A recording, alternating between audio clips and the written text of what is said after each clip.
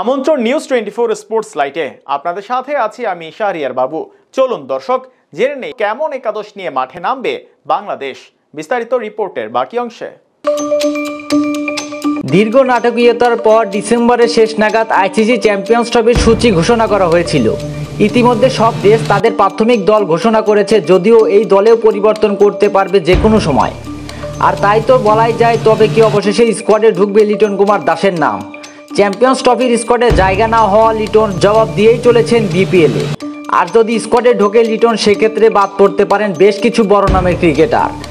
আর তাই তো ভারতের বিপক্ষে কেমন হবে বাংলাদেশের একাদশ, সেটাই চলুন জেনে নেওয়া যাক।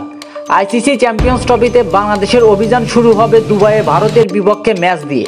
20 ফেব্রুয়ারি দুবাইয়ে প্রথম ম্যাচ খেলার পর বাংলাদেশ দল চলে যাবে পাকিস্তানে। গ্রুপে বাংলাদেশের পরের দুটি ম্যাচই হবে রাওয়ালপিন্ডিতে। 24 ফেব্রুয়ারি দ্বিতীয় ম্যাচে প্রতিপক্ষ নিউজিল্যান্ড। 3 দিন পর স্বাগতিক পাকিস্তানের মুখোমুখি হবে বাংলাদেশ। এদিকে স্কোয়াডের সুযোগ না পাওয়ার কষ্টেই হয়তো লিটন ব্যাট হাতে দেখাচ্ছেন কতটা ভয়ঙ্কর হতে পারেন তিনি। এবার তাকে ঘিরেই এক পরিকল্পনা সাজাতে পারে বিসিবি। এছাড়া সৌম্য সরকারের ইনজুরিও ভাবাচ্ছে নির্বাচকদের। এভাবে চলতে থাকলে লিটন দাসের দলে ঢোকা আটকাতে পারবে না কেউই। এক্ষেত্রে লিটন দাস আর তানজিদ তামিম হবে টপ অর্ডারের সেরা জুটি। এই জুটি দিয়ে ইনিংসের শুরু করতে পারে টাইগাররা। যাই হোক না কেন, তামিম যে ওপেনিংয়ে খেলবেন এটাই এক প্রকার নিশ্চিত। বিপিএলে দারুণ ছন্দে আছেন এই বাঁহাতি ব্যাটার। 10 ইনিংসে রান করেছেন মোট 420। এমন ফর্মে থাকা ক্রিকেটারকে বসানোর কোনো অপশনই নেই অধিনায়ক শান্তর কাছে। যদিও শান্তর দলে খেলা নিয়ে নিশ্চয়তা দিতে পারছেন না কেউই। অধিনায়কের দায়িত্বে না থাকলে হয়তো অনেক আগেই দলের বাইরে চলে যেত শান্ত। বিপিএলেও একাদশের বাইরে থাকতে হচ্ছে শান্তকে।